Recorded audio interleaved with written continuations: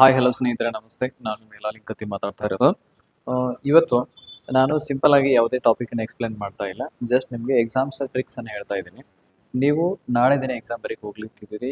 ಈಗಾಗಲೇ ಕೆಲವೊಬ್ರು exam centre ಮುಟ್ಟಿದ್ದೀರಿ. ಅಂದರೆ ಇವತ್ತು ಶನಿವಾರ ದಿನ ನೀವು ದೂರದ ಬೆಂಗಳೂರಿಗೆ ಇವತ್ತು ಹೋಗ್ತಾ ಇದ್ದೀರಿ.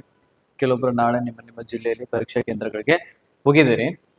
ನಾನು ಕೆಲವೊಂದಿಷ್ಟು ಮಾನಸಿಕವಾಗಿ ನೀವು ಹೆಂಗಿರಬೇಕು, ಹೆಂಗೆ ಗಟ್ಟಿಯಾಗಿರ್ಬೇಕು ಅನ್ನೋದ್ರ ಬಗ್ಗೆ ಕೆಲವೊಂದಿಷ್ಟು ಮಾಹಿತಿನ ನಿಮ್ಗೆ ನೀಡಿದ್ದೇನೆ. ನೋಡ್ರಿ, ಒಂದು ಫಸ್ಟ್ ಅಂಡ್ ಫಾರ್ಮೋಸ್ಟ್ ತಿಳ್ಕೊಂಡ್ಬಿಡ್ರಿ, ನೀವು ಆಗ್ಲೇಬೇಕಂತೇಳಿ ಈಗಾಗಲೇ ಪ್ರಿಪರೇಷನ್ ಅನ್ನು ಮಾಡಿದ್ದೀರಿ. ಹೌದು, ಆದರೆ ಈ ಎಕ್ಸಾಮ್ ಫೈನಲ್ ಅಲ್ಲ. ಹೌದಾ, ಇದೇ ಎಕ್ಸಾಮ್ ಫೈನಲ್. ಇನ್ನೂ ಸಾಕಷ್ಟು ಅವಕಾಶಗಳದಾವು. ಒಂದೇ ಆತ್ಮವಿಶ್ವಾಸದಿಂದ ಎದುರಿಸ್ಬೇಕು. ಒಟ್ಟೆ ಹೆದರುವಂಗಿಲ್ಲ. ಹೆದರಿ ಏನಾಗುತ್ತೋ ಏನಿಲ್ಲೋ ಅನ್ನೋ ಫೀಲಿಂಗ್ನಾಗ ನೀವು ಏನ್ ಮಾಡ್ಬಿಡ್ತೀರಿ, 50% ಡಲ್ ಆಗಿಬಿಡ್ತೀರಿ ಇಲ್ಲಿ. ಹೌದಾ, ಸೊ ಆ ರೀತಿ ಮಾಡ್ಕೊಳ್ಳುವಂತ ಅವಶ್ಯಕತೆ ಇಲ್ಲ. 50% ಏನಾಗ್ಬಿಡ್ತೀರಿ, ಇಲ್ಲೇ ಡಲ್ ಆಗಿಬಿಡ್ತೀರಿ. 50% ಇಲ್ಲೇ ಡಲ್ ಆಗಿಬಿಡ್ತೀರಿ. ಸೊ ಒಟ್ಟಕ್ಕೆ ಫುಲ್ ಧೈರ್ಯದಿಂದ ಇರೋದು, ಖುಷಿಯಿಂದ ಇರೋದು, ಆರಾಮಿರೋದು. ಒಂದು ಎರಡನೇದ್ದು, ನಾಳೆ ಬೇಕಾಗಿರುವಂಥ ಮೇನ್ ಮಟೀರಿಯಲ್ಸ್, ನಿಮ್ಮ ಡ್ರೆಸ್ ಕೋಡು, ಆಮೇಲೆ ಹಾಲ್ ಟಿಕೆಟು, ಪೆನ್ನು, ಒಂದು ಆಧಾರ್ ಪ್ರೂಫ್, ID ಪ್ರೂಫ್, ಜೊತೆಗೆ ಫೋಟೋಸ್. ಅವೆಲ್ಲ ಏನದಾವಲ್ಲ, ಹಾಲ್ ಟಿಕೆಟಲ್ಲಿ ಕೊಟ್ಟಂತ ಇನ್ಸ್ಟ್ರಕ್ಷನ್ ಎಲ್ಲ ನೀಟಾಗಿ ಓದ್ಕೊಡ್ರಿ. ಎಕ್ಸಾಮ್ಸ್ಗೆ ಇನ್ನೇನು ನಾನು ಎಂಟ್ರ್ ಆಗ್ಬೇಕು ಅನ್ನೋತ್ಲೆ ನಮ್ಮ ಮೇಲೆ ಡಬ್ಬ ಅಂತಿರ್ತೈತಿ. ಏನ್ ಮಾಡ್ಬೇಕು ಏನಿಲ್ಲ ಅಂತ ತಿಳಿಯೋದಿಲ್ಲ. ನೀನು ಕ್ವಶನ್ ಪೇಪರ್ ತಂದು ಕೊಟ್ಟರು ಅಂತ ಮತ್ತೆ ಜೋರು ಬಡಿತ ಸ್ಟಾರ್ಟ್ ಆಗ್ತೈತಿ. ಇದು ಹೋಗಿ ಕಾಮೆಂಟ್ ಎಲ್ಲಿ ಎಲ್ಲರಿಗೂ ಇದು ಸಾಮಾನ್ಯ. ಎಂಥ ಎಕ್ಸಾಮ್ಸ್ ಬರ್ದಿದ್ದಾನೆ, ಎಂಥ ಫುಲ್ ಪ್ರಿಪೇರ್ ಆಗಿದ್ದಾನೆ ಕೂಡ ಇದು ಸಾಮಾನ್ಯ ಆಗಿರ್ತದೆ. ನಿಮ್ಮಂಥವ್ರು ಏನು ಮಾಡ್ಬೇಕಂತಂದ್ರೆ, ಎಕ್ಸಾಮ್ ಹಾಲಲ್ಲಿ ಕೂಡುವಾಗ ಒಂದಿಷ್ಟು ನೀರನ್ನು ಕುಡಿದು ಅಲ್ಲೇ ನೀರು ಇಟ್ಟಿರ್ತಾರೆ, ನೀರನ್ನು ಕುಡಿಬೇಕು. ನೀರು ಕುಡಿಬೇಕು ಅಂದ್ರೆ ಸ್ವಲ್ಪ ನಮ್ಮ ಹಾರ್ಮೋನ್ಸು, ಆಮೇಲೆ ನಮ್ಮ ಬ್ಲಡ್ ಸರ್ಕ್ಯುಲೇಷನ್ ಕಂಟ್ರೋಲ್ ಬಂದು ಒಂದು ಸ್ವಲ್ಪ ಆರಾಮಾಗಿ ಬರ್ತೀವಿ. ಒಂದು ಎರಡನೇದ್ದು, ನಿಮ್ಮಷ್ಟಕ್ಕೆ ನಿಮಗೆ ಗೊತ್ತಿಲ್ಲಾರ್ದಾಗನೇ ಹೇಗೆ ಮಾಡ್ಬೇಕು, ದೀರ್ಘವಾಗಿ ಉಸಿರಾಟ ಕ್ರಿಯೆಯನ್ನು ತಗೊಳ್ಳೋದು ಬಿಡೋದು ಅಂದ್ರೆ ನಮ್ಮ ಮೈಂಡ್ ಕಾಮನ್ ಇನ್ನೇನು ನಾರ್ಮಲ್ ಸ್ಟೇಜಿಗೆ ಬರ್ತೈತಿ. ಇನ್ನೇನು ಪ್ರಶ್ನೆ ಪತ್ರಿಕೆ ಕೊಡ್ತಾರೆ, ಕೊಟ್ಟಾದ್ಮೇಲೆ ಅವ್ರು ಹೇಳುವಂಥ ಇನ್ಸ್ಟ್ರಕ್ಷನ್ ಫಾಲೋ ಮಾಡ್ರಿ. ನಮಗಿರೋ ಟೈಮ್ ಸಿಕ್ಕಾಪಟ್ಟೆ ಐತೆ, ಹೌದಲ್ಲ. ಆ ಟೈಮಲ್ಲಿ ನಾವು ಪ್ರಶ್ನೆಗಳಿಗೆ ಆರಾಮ ಉತ್ತರವನ್ನು ಬರಿತೀವಿ. ಇನ್ನೊಂದಿಲ್ಲ, ನಿಮ್ಗೆ ಪ್ರಶ್ನೆ ಪತ್ರಿಕೆಯನ್ನು ಕೊಟ್ಟಾದ್ಮೇಲೆ ಒಟ್ಟು ಎಷ್ಟು ಪ್ರಶ್ನೆಗಳಿರ್ತಾವ ಅಂತಂದ್ರೆ 100 ಪ್ರಶ್ನೆಗಳಿರ್ತಾವೆ, 100 ಅಂಕಗಳಿರ್ತಾವೆ. ಹೌದಾ, 100 ಪ್ರಶ್ನೆಗಳು, 100 ಅಂಕಗಳು. ಇಲ್ಲಿ ನಂದು ಸಜೆಷನ್ ಏನ್ ನಿಮಗೆ ಅಂತಂದ್ರೆ, ಇಲ್ಲಿ ನೋಡ್ರಿ ಕೊಡ್ತೀನಿ ನಿಮ್ಗೆ. ಸಜೆಷನ್ ಏನಂತಂದ್ರೆ,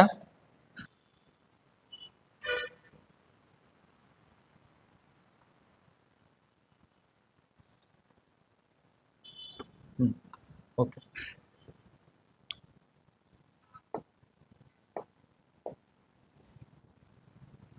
ಓಕೆ 100 ಅಂಕದ ಪ್ರಶ್ನೆ ಪತ್ರಿಕೆ ಇರ್ತಾವ. ಹೌದಾ, 100 ಅಂಕದಲ್ಲಿ MCQs ಎಷ್ಟು ಇರ್ತಾವ, 100 ಅಂಕಗಳಿರ್ತಾವ. ಇದರಲ್ಲಿ ನಾವು ವಿಭಾಗಗಳನ್ನ ಮಾಡ್ಕೋಬೇಕು. ಎಷ್ಟು, ಫಸ್ಟ್ ಭಾಗ ಏನ್ ಮಾಡ್ಕೋಬೇಕು ಅಂತಂದ್ರೆ, ಇಲ್ಲಿ ಒಂದನೇ ಭಾಗ ಜಸ್ಟ್ ಪ್ರಶ್ನೆ ಪತ್ರಿಕೆನ ಓದೋದು. ನೀಟಾಗಿ 1ರಿಂದ 100 ಯಾವುದೇ ಪ್ರಶ್ನೆಗಳನ್ನ ಹಾಕಬಾರ್ದು. ಫಸ್ಟ್ ಜಸ್ಟ್ ಓದ್ರಿ. 1ರಿಂದ 100 ಪ್ರಶ್ನೆಗಳನ್ನ ನೀಟಾಗಿ ನೀವು ಓದ್ಕೊತೀರಿ. ಇಲ್ಲಿ ಏನು ಪ್ರಶ್ನೆ ಪತ್ರಿಕೆಯನ್ನ ಏನ್ ಮಾಡೋದು, ಕ್ವಶನ್ ಪೇಪರ್ ಅನ್ನ ರೀಡ್ ಮಾಡ್ಬೇಕಿಲ್ಲ. Question paper reading. ಹೌದಾ, ಕ್ವಶನ್ಸ್ ರೀಡ್ ಮಾಡೋದು. ಹೌದಾ, ಕ್ವಶನ್ಸ್ ರೀಡ್ ಮಾಡೋದು ಜೊತೆಗೆ ಅಲ್ಲಿರುವಂತ ಇನ್ಸ್ಟ್ರಕ್ಷನ್ಸ್ ಸ್ವಲ್ಪ ಓದ್ಕೊಡ್ರಿ. ಎರಡನೇ ಭಾಗಕ್ಕೆ ಬಂದಾಗ ನೀವೇನ್ ಮಾಡ್ಬೇಕು, ಇಲ್ಲೇ ಹಾಕ್ಲಿಕ್ಕೆ ಸ್ಟಾರ್ಟ್ ಮಾಡ್ಬೇಕು. ಹೌದಾ, ಒಂದು 100ಕ್ಕೆ ಓದಿದಿರಿ. ಯಾಕೆ ಓದ್ಬೇಕು ಅಂತಂದ್ರೆ, ನೋಡ್ರಿ, ನಿಮ್ಗೆ 100ಕ್ಕೆ 100 ಪ್ರಶ್ನೆಗಳು ಎಂತ ಹರಿಬ್ರಹ್ಮ ಅದ್ರಂತ ಅದನ್ಗೆ ಗೊತ್ತಿರೋದಿಲ್ಲ. ಎಲ್ಲಾರು ಒಂದಿಷ್ಟು ಬಗೆ ಹೋಗಿರ್ತಾವ. ಹೌದಾ, ಎಲ್ಲೇ ಎಕ್ಸಾಮಿನರ್ ಏನ್ ಮಾಡಿರ್ತಾನೆ, ಕ್ವಶನ್ ಪೇಪರ್ ಟ್ಯಾಗ್ ಮಾಡುವಾಗ ಅನ್ಎಕ್ಸ್ಪೆಕ್ಟೆಡ್ ಕ್ವಶನ್ಸ್ ಕೆಲವೊಂದು ಇಟ್ಟಿರ್ತಾನೆ. ನೀವು ಎಂತ ಸೋರ್ಸಸ್ ರೆಫರ್ ಮಾಡಿದ್ರು ಕೂಡ ಅವನ್ನ ಹಾಕ್ಲಿಕ್ಕೆ, ಟಚ್ ಮಾಡ್ಲಿಕ್ಕೆ ಆಗೋದಿಲ್ಲ. ಆದರೆ ಒಂದು ನಿಮ್ಗೆ ಸೊಲ್ಯೂಷನ್ ಏನಂತಂದ್ರೆ, ಒಂದು ನಿಮ್ಗೆ ಸೊಲ್ಯೂಷನ್ ಏನಂತಂದ್ರೆ, ನೀವು ಏನ್ ಮಾಡ್ಬೋದು ಅಂದ್ರೆ, ಈಗ 100 ಪ್ರಶ್ನೆಗಳು ಓದಿರ್ತೀರಿ. 100 ಪ್ರಶ್ನೆಗಳನ್ನ ಓದುವಾಗ ನೀವು ಮೊದಲೇ ಸ್ಟೇಜ್ 10 ಪ್ರಶ್ನೆ ಹಾಕಿರ್ತೀರಿ ಅಂತ ಇಟ್ಕೊಡ್ರಿ. 11, 12 ಯೋಚನೆ ಮಾಡ್ತಿರ್ತೀರಿ, ಯಾವ್ದೋ 60ನೇದು 70ನೇದು ಪಟ್ ಅಂತ ನೆನಪಾಗ್ತದೆ. ಹೌದಾ, ಅಲ್ಲಿ ಹೋಗಿ ನೀವೇನ್ ಮಾಡ್ಬೇಕು, ಆ MCQs ಅನ್ನ ಟಚ್ ಮಾಡ್ಬೇಕು. ಅಂದ್ರೆ ನಮಗೆ ನಮ್ಮ ಮೈಂಡ್ ಅಲ್ಲಿ ಥರ್ಡ್ ಪಾಯಿಂಟ್ ಅಲ್ಲಿ ಅದು ಓಡ್ತಾ ಇರ್ತದೆ. ಎಲ್ಲಾ ಕ್ವಶನ್ಸ್ಗಳು ನಮ್ಮ ಮೈಂಡ್ ಬಂದಿರ್ತಾವ. ಇಂಡೈರೆಕ್ಟ್ ಆಗಿ ಈ ಕ್ವಶನ್ಸ್ 10ನೇ ಕ್ವಶನ್ ಓದುವ ಜೊತೆಗೆ ನಮ್ದು ಇನ್ನೊಂದು ಬೇರೆ ಯಾವ್ದೋ ಕ್ವಶನ್ಸಿನ ಆನ್ಸರ್ ನೆನಪಾಗುವಂತ ಚಾನ್ಸಸ್ ಬಹಳ ಇರ್ತೈತಿ. ಸೊ ಹಂಗಾಗಿ ಫಸ್ಟ್ ನೀವು ಏನ್ ಮಾಡ್ಬೇಕು, ಪ್ರಶ್ನೆ ಪತ್ರಿಕೆಯನ್ನು ನೀಟಾಗಿ ಓದ್ಕೋಬೇಕು. ಎರಡನೇದು, ಈಗ ಹಾಕ್ಲಿಕ್ಕೆ ಸ್ಟಾರ್ಟ್ ಮಾಡ್ತೀರಿ. ಹೌದಾ, ಇಲ್ಲಿ ಆಪ್ಷನ್ಸ್ 5 ಇರ್ತಾವು, A, B, C. ಒಂದು ನಿಮಿಷ.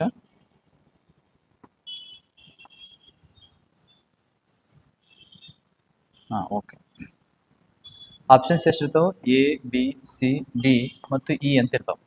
ಈ ಸದ್ಯಕ್ಕೆ ಟಚ್ ಮಾಡಕ್ ಹೋಗ್ಬಾರ್ದು. ಹೌದಾ, ಇಲ್ಲಿ ಏನ್ ಮಾಡ್ಬೇಕಂತಂದ್ರೆ ಈ 4 ಆಪ್ಷನ್ ಅಲ್ಲಿ ನಿಮಗೆ ಯಾವ್ದು ಸರಿಯಾದ ಉತ್ತರ ಆಗುತ್ತೆ ಅದಕ್ಕೆ ನೀಟಾಗಿ ಸೇಡ್ ಮಾಡ್ತೀರಿ, ನೀಟಾಗಿ ಸೇಡ್ ಮಾಡ್ತೀರಿ. ಸೇಡ್ ಮಾಡಾದ್ಮೇಲೆ ಏನ್ ಮಾಡ್ಬೇಕು, ನೆಕ್ಸ್ಟ್ ಹೋಗ್ಬೇಕು. ಆಮೇಲೆ 1ನೇ ಸ್ಟೇಜ್ ಅಲ್ಲಿ ಈಸಿಯಾಗಿ ನಿಮಗೆ ಗೊತ್ತಿರುವಂತ ಬಹುಶಃ ಕನಿಷ್ಠ ಒಂದು 50ರಿಂದ 60 ಗೊತ್ತೇ ಇದ್ದಿರ್ತಾವ, ಕ್ಲಿಯರ್ ಆಗಿತ್ತು, 50ರಿಂದ 60 ಗೊತ್ತಿರ್ತಾವ. ಅವನ್ನ ನೀಟಾಗಿ ಹಾಕ್ಲಿಕ್ಕೆ ಹೋಗ್ಬೇಕು. ಜೊತೆಗೆ 1ನೇ ಸ್ಟೇಜ್ ಅಲ್ಲಿ ನೀವು ಏನ್ ಮಾಡ್ಬೇಕಂತಂದ್ರೆ ಮೆಂಟಲ್ ಎಬಿಲಿಟಿ ಮತ್ತು ಮ್ಯಾಥ್ಸ್ ಅನ್ನ ಟಚ್ ಮಾಡ್ಬೇಡ್ರಿ, 1ನೇಗೆ ಹಾಕುವ. ಈಗ ಏನ್ ಮಾಡ್ತೀರಿ, ಹಾಕ್ತಾ ಹೋದ್ರಿ. 1ನೇ ರೌಂಡ್ ಹಾಕಿದ್ರೆ 50ರಿಂದ 60 ಹಾಕಿದ್ರಿ. ಇನ್ನು ಹೊಳ್ಳಿ ಥರ್ಡ್ ರೌಂಡು ಅಂದ್ರೆ 2ನೇ ಟೈಮ್ ಹಾಕೋದು. 2ನೇ ಟೈಮ್ ಹಾಕೋದು ಏನಂತಂದ್ರೆ ಇಲ್ಲಿ ನಿಮಗೆ ಟಫೆಸ್ಟ್ ಆಗಿರುವಂಥದ್ದು ಜೊತೆಗೆ ಕನ್ಫ್ಯೂಷನ್ ಆಗಿರುವಂಥ ಕ್ವಶನ್ಸ್ಗಳನ್ನ ಏನ್ ಮಾಡ್ಬೇಕು, ಎಲಿಮಿನೇಷನ್ ಮೆಥಡ್ ಮುಖಾಂತರ ಸೆಲೆಕ್ಷನ್ ಮಾಡ್ಕೊಂತ ಹೋಗ್ಬೇಕು. ಜೊತೆಗೆ ಮ್ಯಾಥ್ಸ್ ಅಂಡ್ ಮೆಂಟಲ್ ಎಬಿಲಿಟಿಗೆ ಇಲ್ಲೇ ಟೈಮ್ ಕೊಡ್ಬೇಕು, ಮ್ಯಾಥ್ಸ್ ಅಂಡ್ ಮೆಂಟಲ್ ಎಬಿಲಿಟಿಗೆ ಟೈಮ್ ಕೊಡ್ಬೇಕು. ಇದು 2ನೇ ಸ್ಟೇಜ್ ಹಾಕುವಾಗ. ಇದು ಎಷ್ಟನೇ ಸ್ಟೇಜ್, 2ನೇ ಸ್ಟೇಜ್. 3ನೇ ಸ್ಟೇಜ್ ಏನ್ ಬರುತ್ತಂತಂದ್ರೆ 3ನೇ ಸ್ಟೇಜ್ ಕೆಲಸ ಏನಂತಂದ್ರೆ ಹಾಕುವುದರಲ್ಲಿ 3ನೇ ಸ್ಟೇಜ್. 3ನೇ ಸ್ಟೇಜ್ ಅಲ್ಲಿ ನಿಮಗೆ ಯಾವ ಕನ್ಫ್ಯೂಷನ್ಸ್ ಇರ್ತಾವು, ಗೊತ್ತೇ ಇಲ್ಲ ಆದ್ರೆ ಇದು ಆನ್ಸರ್ ಆಗಬಹುದು ಅಂತ ಕೆಲವೊಂದಿಷ್ಟು ಒಂದು 5 to 10 ಮಾರ್ಕ್ಸ್ ಅನ್ನ ನಾವು ಊಹೆ ಮಾಡ್ತೇವೆ, ಹೌದಾ? ಆ ಊಹೆಯ ಪ್ರಕಾರ ನೀವು ಎಷ್ಟು ಹಾಕ್ಬೇಕು, ಓನ್ಲಿ 10. ಇದಕ್ಕಿಂತ 3 ಅಪ್ರೋಚ್ ಆಗಕ್ಕೆ ಹೋಗ್ಬೇಡ್ರಿ. ಏನಾಗಿತ್ತು, ಕ್ವಶನ್ ಪೇಪರ್ ಟಫೆಸ್ಟ್ ಆಗಿರುವಂತ ಚಾನ್ಸಸ್ ಇರೋದ್ರಿಂದ ಮೋರ್ ದನ್ 10 ನೀವು ಹೆಚ್ಚಿಗೆ ರಿಸ್ಕ್ ತಗೊಳ್ಳೋದು ಬೇಡ. ನೀವು ಮೊದಲೇಗೆ 50ರಿಂದ 60 ಹಾಕಿರ್ತೀರಿ, ಇಲ್ಲ 50ರಿಂದ 60 ಹಾಕಿರ್ತೀರಿ ಪ್ಲಸ್ 10 ಇದೇನು ರಿಸ್ಕಿ. ಆಮೇಲೆ 50ರಿಂದ 60ರಲ್ಲಿ ಇವು ಈಸಿಯೆಸ್ಟ್ ಕ್ವಶನ್ಸ್ ಬಂದಿರ್ತವೆ. ಇನ್ನು ಒಂದು 20 ಆಗಲಿ ಏನ್ ಮಾಡ್ತಾರೆ, ಟಫ್ ಎಲಿಮಿನೇಷನ್ ಟ್ರಿಕ್ ಇವನ್ನೆಲ್ಲ ಅಪ್ಲೈ ಮಾಡಿ 20 ಬೇಡ, ಒಂದು 15 ಬಂತಂದ್ರೆ ನೀವು ಒಂದು 70-75 ತನಕ ಹಾಕಿರ್ತೀರಿ. ಇಲ್ಲಿ ಪ್ಲಸ್ 10 ಏನಂತಂದ್ರೆ ಇದು ದಿಸ್ ಈಸ್ ರಿಸ್ಕಿ, ಹೌದಾ? ಸಮ್ಟೈಮ್ಸ್ ಇಟ್ ವರ್ಡ್, ಇನ್ನೊಂದು ಟೈಮ್ಸ್ ಏನಾಗುತ್ತೆ ಅಂತಂದ್ರೆ ನೆಗೆಟಿವ್ ಆಗುವಂತ ಚಾನ್ಸಸ್ ಇರ್ತೈತಿ. ಒಂದ್ ಸ್ವಲ್ಪ ಇದನ್ನ ಕರೆಕ್ಟ್ ಆಗಿ ನಿಮಗೆ ಆನ್ಸರ್ ಕನ್ಫ್ಯೂಷನ್ ಇದೆ, ಇದು ಆಗ್ಲೇ ಆಗ್ಬಹುದು, ಇದನ್ನ ಬಿಡ್ಲೇಬಾರ್ದು ನಾನು ಅಂತ ಅನ್ನೋ ವಿಚಾರದಲ್ಲಿ ಇದ್ರೆ ಮಾತ್ರ ಹಾಕ್ಬೇಕು. ಆಮೇಲೆ ಈ ಇಲ್ಲಿ ಆಪ್ಷನ್ಸ್ ಇದೆ ನೋಡ್ರಿ, ಈ ಆಪ್ಷನ್ಸ್ ಅನ್ನ ಕೊನೆಗೆ 5 ಮಿನಿಟ್ಸ್ ಅಲ್ಲೇ ಹಾಕಿ. ಯಾಕಂದ್ರೆ ಅನ್ಎಕ್ಸ್ಪೆಕ್ಟೆಡ್ ಯಾವಾಗ ನಮಗೆ ಆನ್ಸರ್ ಗೊತ್ತಾಗ್ಬೋದು. ABCD ಅಲ್ಲಿ ನೀವೇನ್ ಅನ್ಕೊಂಡ್ಬಿಡ್ತೀರಿ, ಇದಕ್ಕೆ ಆನ್ಸರ್ ಗೊತ್ತೇ ಇಲ್ಲ ಬಿಡಂತ ಪಟ್ಟಣ ಈಗ ನಾವು ಈ ಟಚ್ ಮಾಡಿದ್ರಿ ಅಂತಂದ್ರೆ ಆಮೇಲೆ ಯಾವ್ದೋ ಒಂದು ಆಪ್ಷನ್ಸ್ ನೆನಪಾಗ್ಬೋದು. ಓಕೆ ಇದು ಬಿನೋ ಇದು ಸಿನೋ ಅಂತ ನೆನಪಾಗ್ಬೋದು. ಸೊ ಹಂಗಾಗಿ ಈ ಆಪ್ಷನ್ ಅನ್ನು ಏನ್ ಮಾಡ್ಬೇಕು, ಸದ್ಯಕ್ಕೆ ಟಚ್ ಮಾಡ್ಕೊಡ್ತೀವಿ. ಇವ್ ನೀವೇನ್ ಮಾಡ್ಬೇಕು, ABCD ಮೇಲೆ ಮಾತ್ರ ಗಮನ ಇರ್ಬೇಕು. ಅಟ್ಲೀಸ್ಟ್ ಸೆಲೆಕ್ಷನ್ ಆಗ್ಬೇಕಂತಂದ್ರೆ ನೀವೇನ್ ಮಾಡ್ಬೇಕು, 70 to 80 ಕ್ವಶನ್ಸ್ ಅನ್ನ ರೀಚ್ ಮಾಡ್ಲೇಬೇಕು. ದಿಸ್ ಈಸ್ ಮ್ಯಾಂಡೇಟರಿ, ಹೌದಾ? ಇದ್ರ ಒಳಗೆ ಬರ್ತೀನಿ, ಇದ್ರೊಳಗೆ ಹಾಕ್ತೀನಿ ಅಂತಂದ್ರೆ ಸ್ವಲ್ಪ ಕಷ್ಟ. ಯಾಕಂದ್ರೆ everything depend on question paper ಏನಂತಂದ್ರೆ ಯಾವ ಟಫ್ನೆಸ್ ಲೆವೆಲ್ ಅಲ್ಲಿ ಬರ್ತೈತೆ ಅಂತಂದ್ರೆ ಕೂಡ. ಆದ್ರೂ ಇದನ್ನೇನು KS ಫಿಲಿಮ್ಸ್ ಲೆವೆಲ್ ಅಲ್ಲಿ ಏನ್ ಕೊಡೋದಿಲ್ಲ, ಹೌದಾ? PU ಈಕ್ವಲೆಂಟ್ ಆಗಿರುವಂತ ಫಸ್ಟ್. ಜೊತೆಗೆ ಇಷ್ಟ ದಿನ ತನ್ನ ಟ್ರೆಂಡ್ ಅನ್ನು ಏನ್ ಮಾಡಿದೆ ಅಂತಂದ್ರೆ ಒಂದು ಲೆಕ್ಕಕ್ಕೆ ಅವರೇಜ್ ಅಂತ ಟಫ್ನು ಅಲ್ಲ ಅಂತ ಈಸಿನೂ ಅಲ್ಲ ಎಂಬುವ ರೀತಿಯಲ್ಲಿ ಅದು ತಗೊಂಡ್ ಬಂದೈತಿ. ಸೊ ನೀವು ಒಂದು 70 to 80 ಕ್ವಶನ್ಸ್ ಟಚ್ ಮಾಡಿದ್ರೆ ಅಂತಂದ್ರೆ ಜೊತೆಗೆ ಅಲ್ಲಿ ನಾ ಹೇಳಿದ ಮೆಥಡ್ ಅನ್ನ ನೀವು ಫಾಲೋ ಮಾಡ್ಬೇಕು, ಹೌದಾ? ನಿಮ್ಗೆ 50 to 60 ಕ್ವಶನ್ಸ್ ಆನ್ಸರ್ ಎಕ್ಸಾಕ್ಟ್ಲಿ ಗೊತ್ತಿರಬೇಕು. ಜೊತೆಗೆ ಒಂದು 15 ಮಾರ್ಕ್ಸ್ ಏನಾಗಿರ್ಬೇಕಂತಂದ್ರೆ ಎಲಿಮಿನೇಷನ್ ಮೆಥಡ್ ಇಂದ ಔಟ್ ಮಾಡಿ ನೀವು 50 ಮಾರ್ಕ್ಸ್ ಹಾಕಿರ್ಬೇಕು. ಜೊತೆಗೆ 10 ರಿಸ್ಕಿ, ಇದು ಮಾತ್ರ 70 to 80. ನಿಮಗೆ ಇಲ್ಲಪ್ಪ ನನಗೆ 50 to 60 ಗೊತ್ತೇ ಇಲ್ಲ, ನನಗೆ ಒಂದು 35 to 40 ಇದೆ ಅಥವಾ 40 to 50 ಇದೆ ಅಂತಂದ್ರೆ ಸ್ವಲ್ಪ ಇದನ್ನ ರೆಡ್ಯೂಸ್ ಮಾಡಿ, ಚಾನ್ಸಸ್ ಇರ್ತೈತಿ. ಕಟ್ ಆಫ್ ಮಾರ್ಕ್ ನ ಮೇಲ್ ಬಂದ್ಬಿಟ್ರಿ ಅಂತಂದ್ರೆ ಚಾನ್ಸಸ್ ಇರ್ತೈತಿ. ಟೂ ರಿಸ್ಕ್ ಇಸ್ ಡೇಂಜರಸ್, ಹೌದಾ? ನಾನು ಚೆನ್ನಾಗಿ ಓದಿ ಆಮೇಲೆ ಚೆನ್ನಾಗಿ ಪರ್ಫಾರ್ಮ್ ಮಾಡಿ ಕೂಡ ಕೆಲವೊಂದು ಕ್ವಶನ್ಸ್ ಏನ್ ಮಾಡ್ತಾವೆ, ಟ್ರಿಕ್ಕಿ ಆಗಿರ್ತಾವೆ, ಅಲ್ಲಿ ನಾವು ಈ ಮೆಥಡ್ಸ್ ಗಳನ್ನ ಯೂಸ್ ಮಾಡ್ಬೇಕಾಗತ್ತೆ. So wish you all the best. ಯಾರು ಹೆದರ್ಕೊಳಕ್ ಹೋಗ್ಬೇಡ್ರಿ, ಇದೇ ಕೊನೆ ಇಲ್ಲ, ಇನ್ನು ಸಾಕಷ್ಟು ಎಕ್ಸಾಮ್ಸ್ ಗಳಿದೆ. ಆದ್ರೆ ಆತ್ಮವಿಶ್ವಾಸ ಇರಲಿ, ನಿಮ್ಮ ಮೇಲೆ ನಿಮಗೆ ನಂಬಿಕೆ ಇರಲಿ. ಹೆಂಗ್ ಸರ್ ನಮಗ್ ಹೆಂಗ, ನಾನು ಓದೇ ಇಲ್ಲ, ನನ್ನ ಮೇಲೆ ಹೆಂಗ್ ನಂಬಿಕೆ ಇಲ್ರಿ ನಾನಂತ ನಿಮ್ ಮನಸ್ಸಿಗೆ ಅನ್ಕೊಂಡ್ರೆ ನೀವು ಹಂಗೆ ಅನ್ಕೊಳಕ್ ಹೋಗ್ಬಿಡ್ರಿ. ಓದೇ ಇಲ್ಲ, ನಾನು ಓದಿನಿಲ್ಲ, 1ನೇ ಕ್ಲಾಸಿಂದ ಏನ್ ಮಾಡಿ ಡಿಗ್ರಿ ತನಕ ಓದ್ಕೊಂಡಿದ್ದೀನಿ. ಸೊ ಅಲ್ಲಿ ಎಲ್ಲಿಂದ ಬಂದಿರ್ತಾವಂತ ಹಿಂಗೆ ಒಟ್ಟು ಬಂಡ ಧೈರ್ಯ ಇರಲಿ, ಬಂಡ ಧೈರ್ಯ ಇರಲಿ. ಆಮೇಲೆ ಎಲ್ಲಿ ಕ್ವಾಣ್ತನ ಮಾಡಕ್ ಹೋಗ್ಬೇಡ್ರಿ, ಸುಮ್ಮನೆ ಒಣ ರಗಡೆ ಮಾಡ್ಕೊಳಕ್ ಹೋಗ್ಬೇಡ್ರಿ. ಸೊ ನಿಮ್ಗೆಲ್ಲರಿಗೂ ಒಳ್ಳೇದಾಗ್ಲಿ. Wish you all the best ಅಂತ ಹೇಳ್ತಾ love you all, see you soon.